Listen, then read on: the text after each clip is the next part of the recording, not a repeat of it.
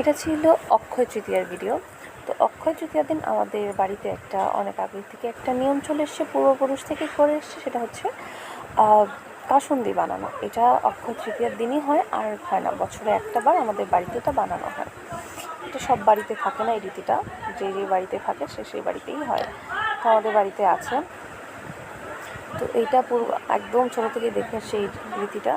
তো এটা হচ্ছে নদীর জল লাগে, তো নদীর জল দাদা গিয়ে ভরে এনেছিল আগে পদ্মা থেকে।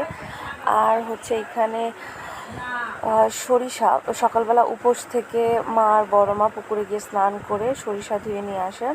এই ভেজা কাপড়ে এটাকে শুকাতে হবে। আর এইটা ধুয়ে যে এখন রোদে শুকাবে, তার আগেও অনেক দিন ধরে সরিষা আনার পরেই, কেনার পরেই এটা হচ্ছে ভালো করে শুকাতে হয়, বেশ মুচমুচে একদম এইরকম টাইপের। তারপরে এখন ধুয়ে আবার রোদে ফাইনাল বার ধোয়া শুকিয়ে নিল। আর হচ্ছে এর মধ্যে শুধু সরিষা নেই, এর মধ্যে আছে আদা, গরম মশলা, গোলমরিচ, হলুদ, তেজপাতা, একটা কাঁচা আমও আছে, ওইটা ঠাকুরকে দিতে হয় কাসুন্দির সঙ্গে, এই জন্য কাঁচা আমটা ধুতে হয় গোটা। আরও অনেক মশলা আছে, শুধু এই কটা না, আমি কটাই জানি, আমি এই কটাই বললাম, কারণ কখন এটা কিছু করা হয় না। যাই হোক, এটা মার বড়মা এনে ধুয়ে রোদে দিচ্ছে, শুকাবে। তো এইটা শুকানোর পর কী করতে হবে, এইটাকে যখন একদম মুচমুচে শুকিয়ে যাবে, তখন হচ্ছে এটাকে কুটতে হবে, বাড়াতে হবে ঢেঁকিতে। তো তার আগে এইটা শুকানোর পর হচ্ছে গরম জল বসিয়ে দিল। এইটাকে আবার কাসুন্দির জল বা এটা কাসুন্দি কিছু বলা যাবে না যতক্ষণ না কাসুন্দিটা তৈরি হচ্ছে। এটা নিয়ম আছে, এটাকে বলতে হবে হয় জোয়ারের জল নয়তো মধু, তো এটাই বলা হয়।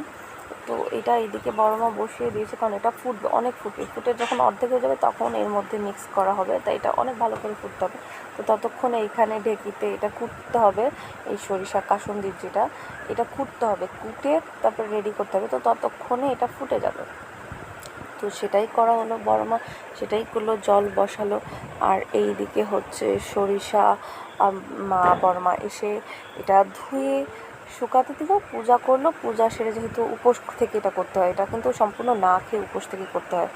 তো তারপরে এরা এটা কোটা শুরু করে দিল। তো এটা কোটা হওয়ার পর হচ্ছে ওইটার সঙ্গে যে পরের প্রসেসিং আছে সেটা হবে। তো আগে বৌদি কোটে নিল, এরপরে হচ্ছে মা কোটা শুরু করলো। তো এটা করতে একটু টাইম লাগে, যেহেতু এতটা জিনিসের ব্যাপার, তো টাইম লাগেই। হ্যাঁ, তো আমি ভাবলাম কেমন আজকে এগুলো আমি সব রেকর্ডিং করে নেব, তো আমি এই জন্য সব রেকর্ডিং করলাম। তো যাই হোক, বলতে বলতে সব কোটা শেষ। এইবার এটা হচ্ছে মিক্স করার পালা। ও, লবণের কথা দেখেছো, বলিনি, মেইন উপকরণ। তো অনেক কিছু লাগে, আমি বললাম না আমি সব জানি না, আমি কারণ সববার ওই দেখি অব্দি, দূর থেকে দেখা, আমি কিছু করি না। তো এবার ইচ্ছা করলে একটু ভিডিও করি। তো সম্পূর্ণ ছিলাম না, যতটুকু নেওয়ার দরকার ছিল, বাকিটা এমনি সরে গেছি। তো এই জোয়ারের জলটা রেডি। তো এখন এর মধ্যে যে মশলাগুলো ছিল, আরও অনেক প্রসেসিং ছিল ওই মশলাগুলো ফোটা। তো যাই হোক, সব কমপ্লিট করে আমি অল্প অল্প করে নিয়েছি। তো এই যে এখন হচ্ছে মধু, জোয়ারের জল এর সঙ্গে মিক্স করতে হবে, মিক্স করে নেড়ে রেডি করে তারপর আজকে এরকমই থাকবে। তারপরে এটা একটা ব্যাপার আছে, এটা পরের দিন, আজকে এটা দেওয়া হবে। এই মধুটা রেডি হয়ে গেলে, কাসুন্দিটা রেডি হয়ে গেলে, ঠাকুরের সামনে যে কাঁচা একটা গোটা আম দিল না, ওইটা হচ্ছে কেটে ঠাকুরকে দিতে হয়, ঠাকুরের সামনে আগে দিতে হয়, নিবেদন করতে হয়, তারপর ওইটা খাও। দেন কালকে হবে কি, যে পরের দিন, অক্ষয় তৃতীয়ার পরের দিন এটা স্বাদ দিতে হয়, এই কাসুন্দিরও স্বাদ দিতে হয়।